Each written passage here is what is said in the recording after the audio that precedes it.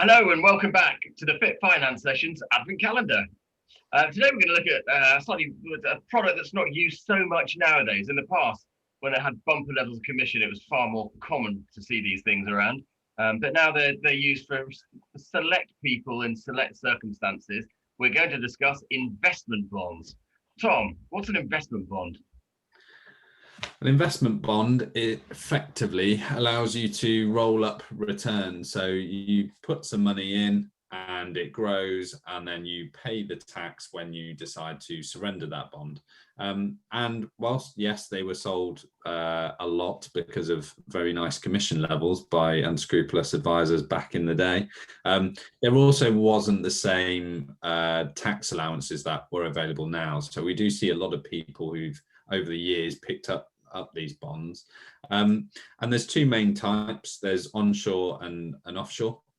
Onshore effectively means the bond pays 20% tax or corporation tax rates during its lifetime, and then when you come to surrender, it's whether that the gain on the bond, the profit you've made effectively, if that pushes you into high rate tax, then you might pay an additional 20% tax, or 25% if your additional rate.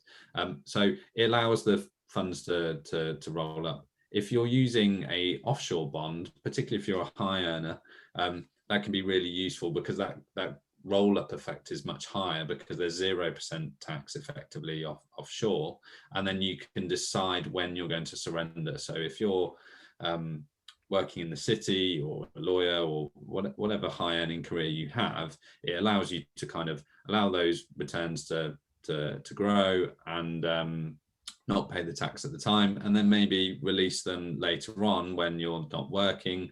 Maybe if you move abroad, there's a better tax regime there, or sometimes assign segments to other family members and take advantage of their tax position as well.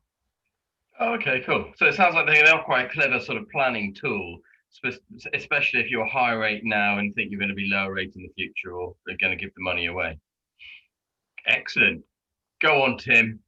Tell us why we shouldn't be doing it. Well, there's a couple of things. First thing is they're typically a quite expensive wrapper to use.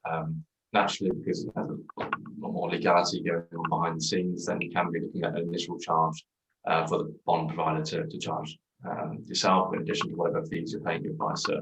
Could be 1.5%, for example. The other thing is, when the money's in the bond, you can essentially withdraw 5% of that each year without causing any immediate tax issue, and that's deemed return of your capital, so it's not deemed to be an income payment. So of course, I mean, that could be a positive or a negative, but if, for example, you wanted any more than 5% for whatever reason, unforeseen circumstances or what have you, then you're going to be taxed on the excess over that 5%.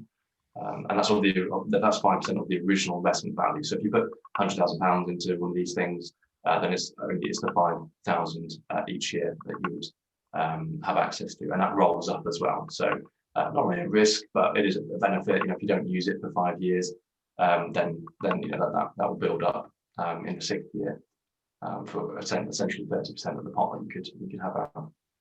Yeah, I think the only other thing that I suppose I'd add to it is at the moment it's the surplus, as Tom was describing, is taxed, and it's taxed as income.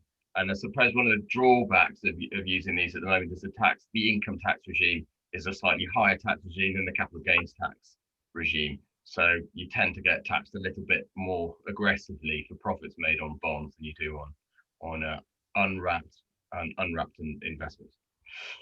Brilliant. Thanks very much, chaps. That's great. Until next time, bye-bye.